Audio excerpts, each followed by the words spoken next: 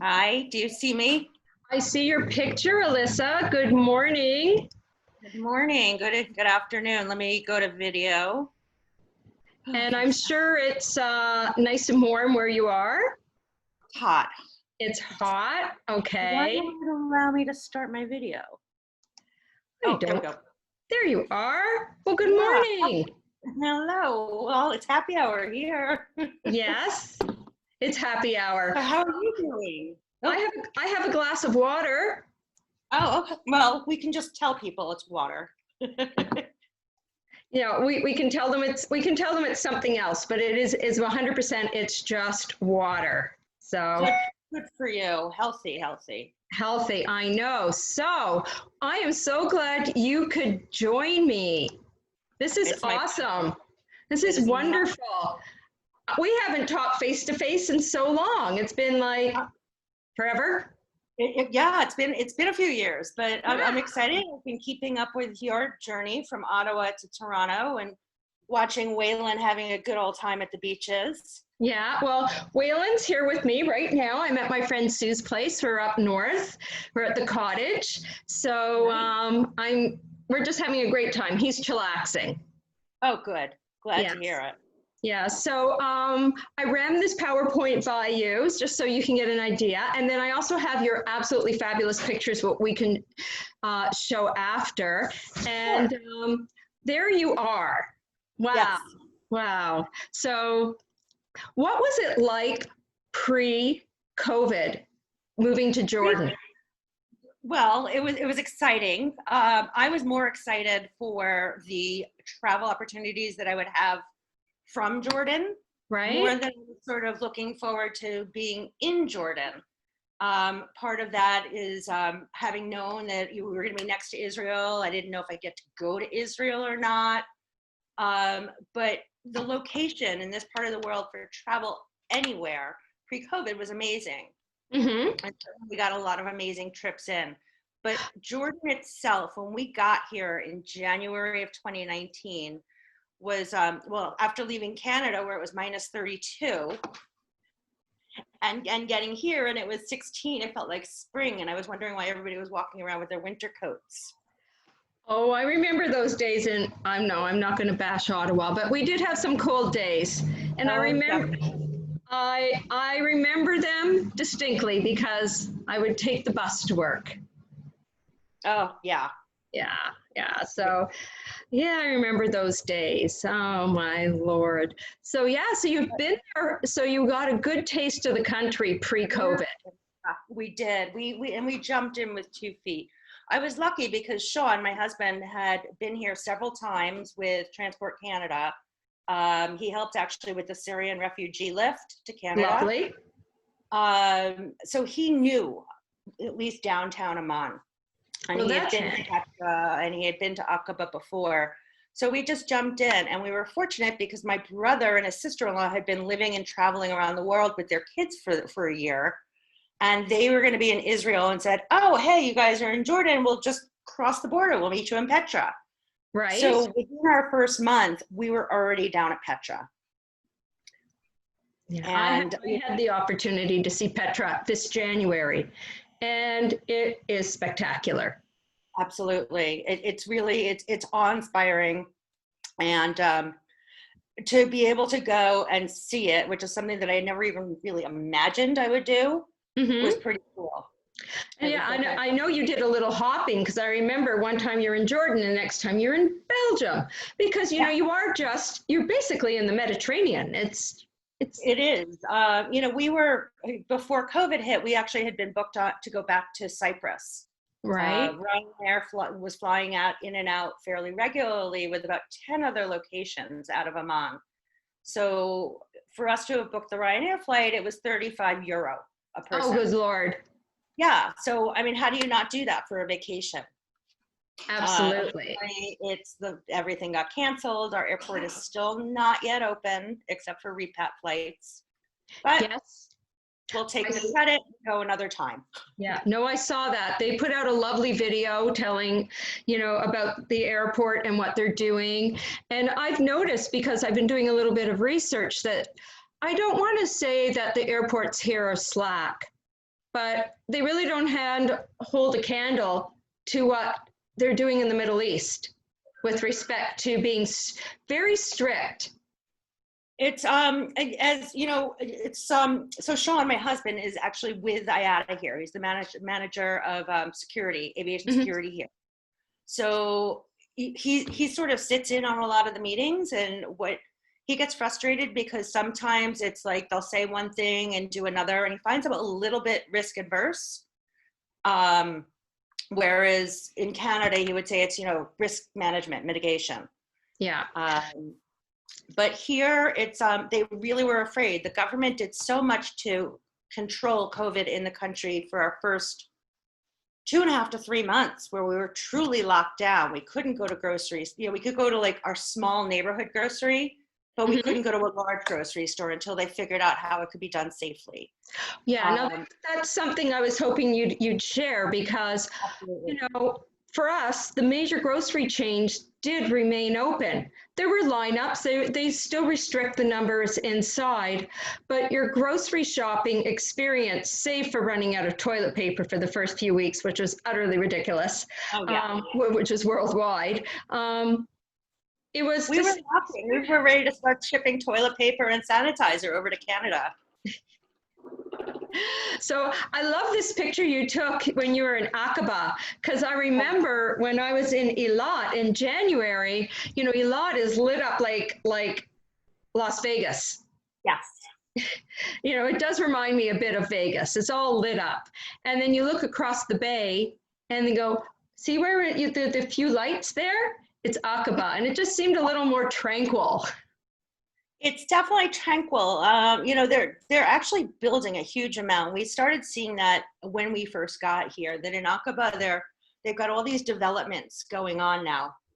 And it's not just for locals. They're sort of planning on Gulf money coming in and buying these, because it's here, although it gets quite hot in Aqaba, it was probably about 38 degrees each day when we were just down there. That's warm. It's warm. The Gulf gets hotter. So Yes. a lot of the Gulfers will come to Amman or to come to Jordan for summertime because it feels that much cooler. Yeah, so on the 31st of March, they came out with, when did they institute the lockdown? Was it on the 2nd or the 4th of April? It may They have gave you actually, a couple of days warning, didn't they? they gave us the warning. It was actually sooner than that. It was right after St. Patrick's Day. They Wow. shut the airport down right after St. Patrick's Day, and we went into lockdown. We had friends from Ireland that threw a St. Patrick's Day party the Thursday prior Right? at their house because they were planning on leaving to go home to Dublin for a vacation. And we just remembered that was it. That was the party. Okay. That was sort of the end of everything. And it was just after St. Patrick's Day when they locked us down. Well, And so much for my info that I got, because I was reading somewhere that it didn't happen until April 4th. So, wow. yeah, so it was a few weeks earlier than that. I mean, negligible here or there. Mostly it started with closing the airports. You couldn't leave, you couldn't go anywhere. But what they did do once the lockdown started is you couldn't move anywhere outside of your own governorate. So if you were living in Amman, you could not leave Amman. You needed a special permit. If you lived down in Aqaba, you couldn't leave Aqaba. It required a special permit. That way, it sort of helped if there were any clusters of COVID, that they would be kept where they were. And initially, what we saw is when people came back and were told to quarantine, they didn't. So we had some large numbers of the virus very early on from one family that came back for a wedding. And the father, although he had tested positive for COVID, attended the wedding, and a lot of people got sick. A bunch of people died, and it just wasn't. Biggest problem, the country's biggest problem, hasn't been so much with local cases until recently, as it has been just people coming back in from the country.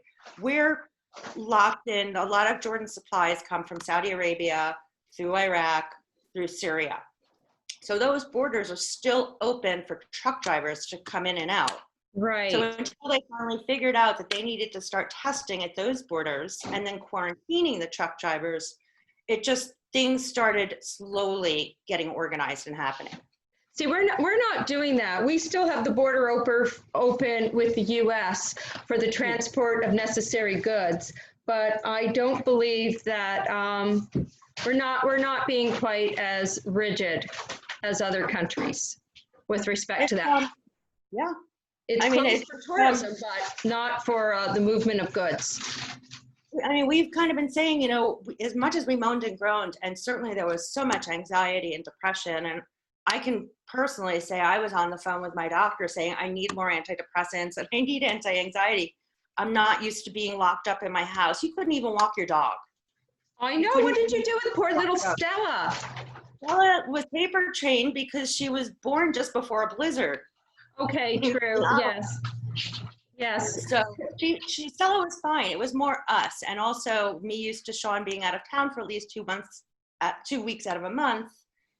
We're all of a sudden on top of each other 24/7. Yes. So yes. So the airports are not yet open that for international flights. So that you said, and you've got green countries. Those are countries that are approved once things open, but that list is very dynamic. It's constantly changing, and you know, Yes. initially when they announced it, and we thought the airport was going to open August 5th, it was Greece, Cyprus, Austria, China, of all places. Yeah, I can see that on here. I don't know if you can see my screen. I pulled it off for, a couple of days ago, and these were the green listed countries.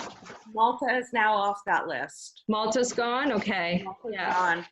Cyprus will be back. It will be on the list again. They say it's just a question of when flights will come. And that's the other issue. I was asking Sean about it, is, you know, you may say, well, it's perfectly fine for somebody to quarantine for 2 weeks who needs to get back. Quarantine for 2 weeks in, say, Cyprus or one of the Greek islands. But if there are no airlines coming in, then they can't get here anyway.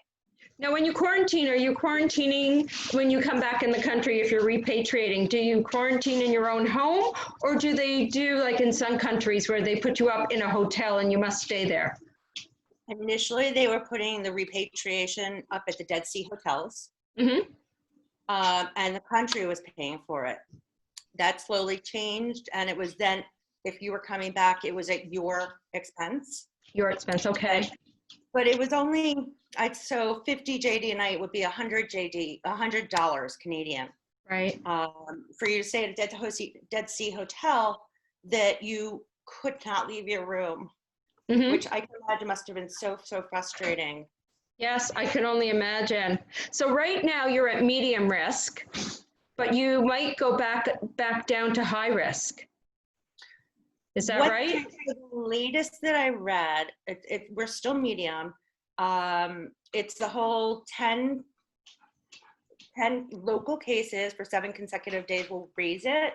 But Right. what they're saying now is it could be, let's say, Amman, where you have those 10 cases every day for 7 days. Yes. Well, then they'll just close Amman down. Or it could be Irbid, a city to the north, or it could be a city to the south. So it's just going to be based on where those local cases are found.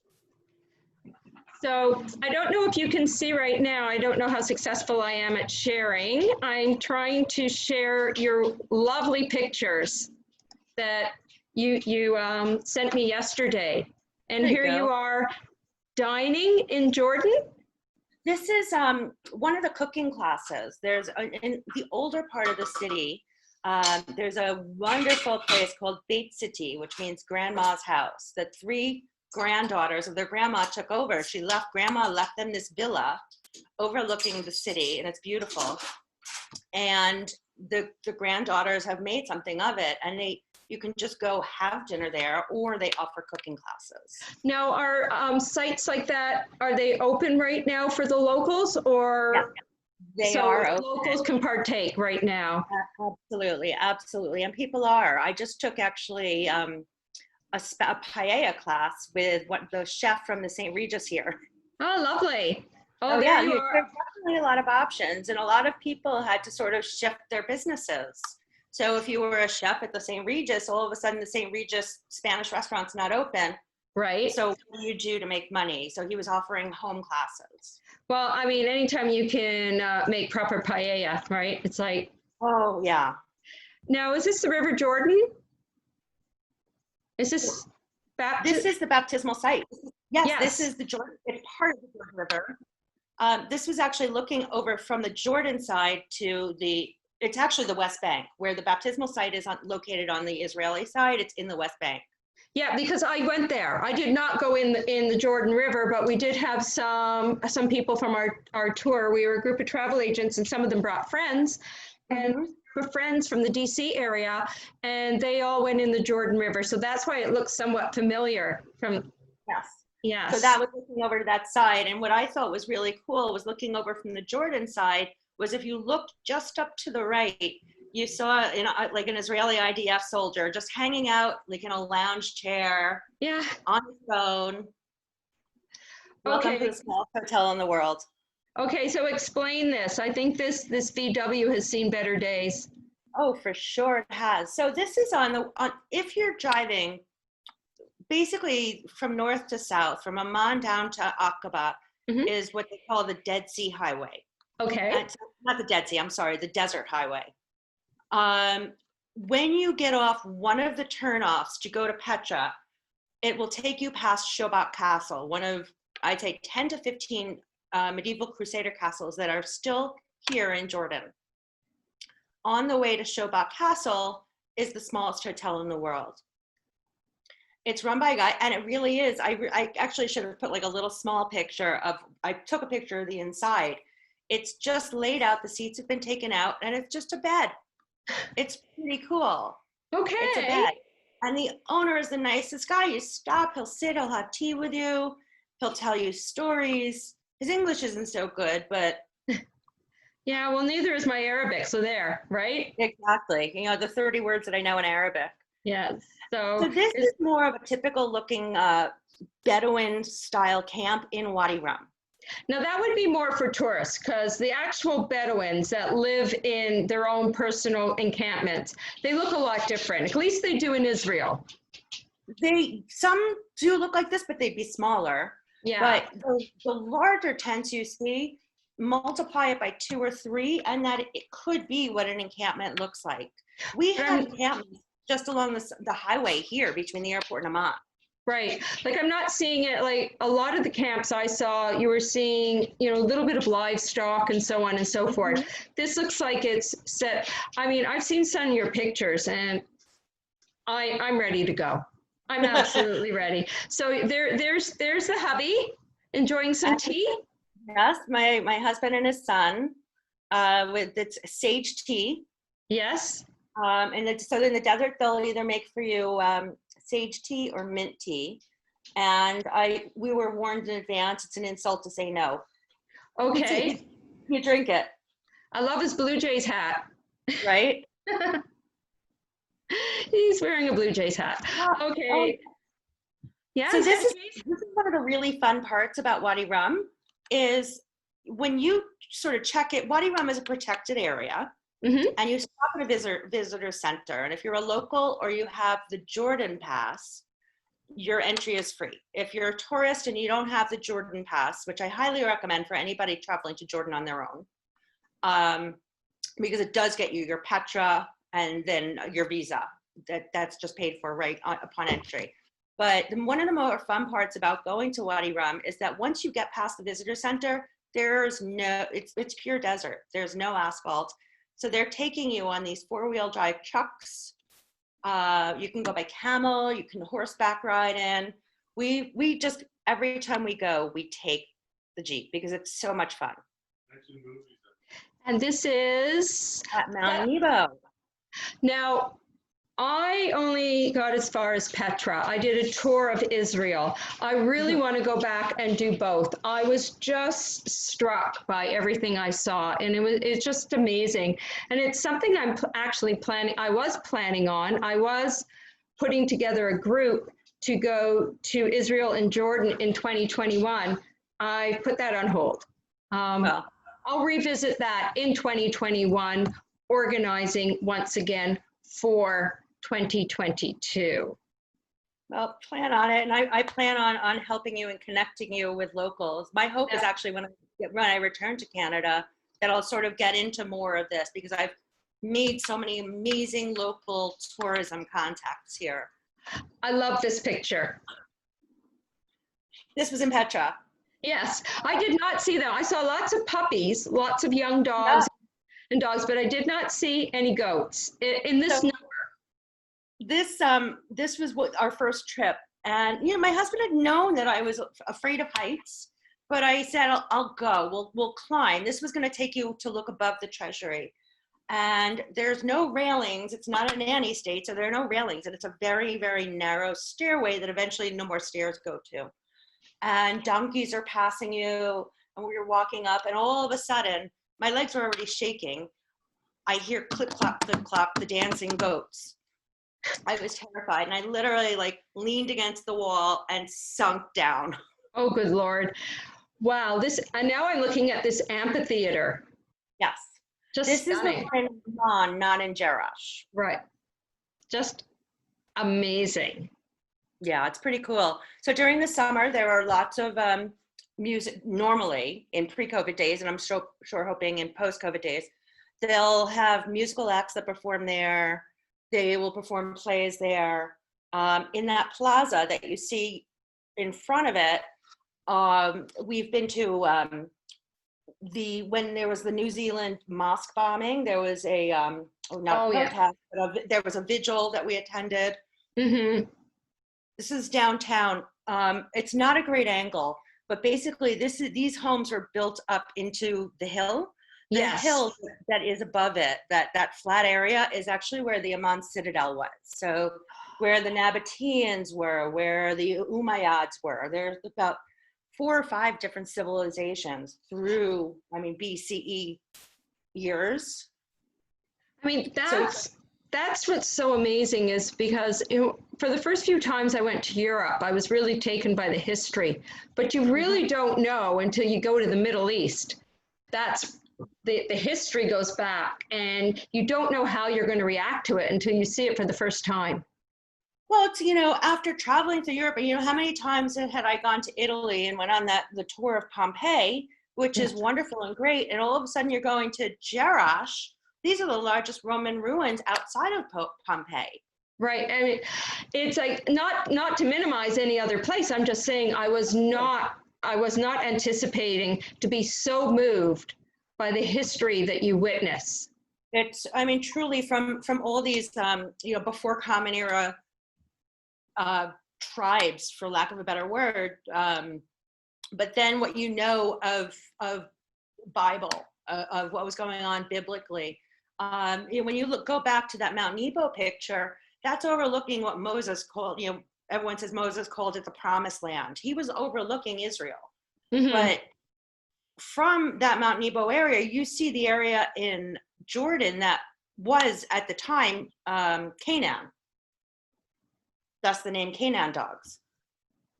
But you're looking over into Jericho at the West Bank. It's the greenest area. It's part of the Jordan Valley. Been to Jericho, yeah. Yes. It's amazing. So from Jericho, you're looking, right across into Jordan. Right. So you're all of a sudden, it's taking stuff that you learned, whether it was in Bible class or Hebrew school, and applying, oh my God, this is so cool. All of a sudden it started to mean a little bit more.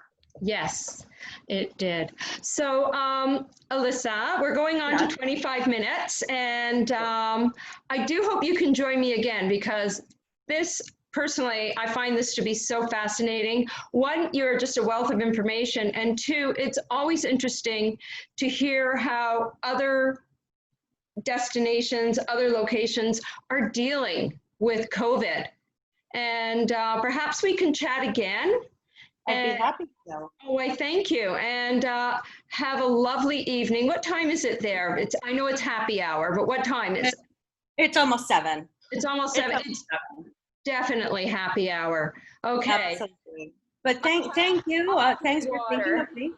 There you go. Cheers. But thanks for thinking of me. I'm always happy to chime in where I can and go over any of the other areas that are sort of in the region and that can be traveled to. Yes. So thank you once again, everyone that was able to tune in. Have a lovely weekend. And this will be uploaded onto YouTube when I get back into the city. And everyone, stay safe. You too. Bye, guys.